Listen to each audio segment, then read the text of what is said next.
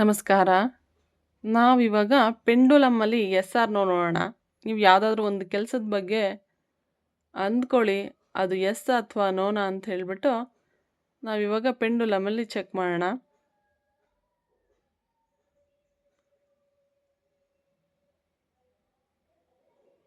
ಆಗುತ್ತೋ ಆಗಲ್ವೋ ಅಂತ ಕೆಲವ್ರಿಗೆಲ್ಲ ತುಂಬಾ ಡೌಟ್ ಇರುತ್ತಲ್ಲ, ಆಗುತ್ತೋ ಆಗಲ್ವೋ ಅನ್ನೋ ಕೆಲವೊಂದು ಡೌಟ್ಗಳಿರುತ್ತೆ. ಹಾಗೆಯೇ ಎಸ್ ಆರ್ ನೋ ಇದರ ಮಧ್ಯೆ ಎರಡರ ಮಧ್ಯೆ ತುಂಬ ಸ್ಟಕ್ ಆಗಿರ್ತೀರ ಸಮ್ಟೈಮ್ಸು.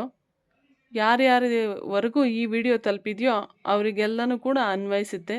ನಿಮ್ಮ ಲೈಫ್ನಲ್ಲಿ ಎಸ್ ಆರ್ ನೋ ಡಿಸಿಷನ್ ಏನು ತಗೋಬೇಕು ಅಂದ್ಕೊಂಡಿದ್ದೀರಾ, ಅದಕ್ಕೆ ನೀವು ಇದನ್ನು ರೆಸೊನೇಟ್ ಮಾಡ್ಕೋಬಹುದು.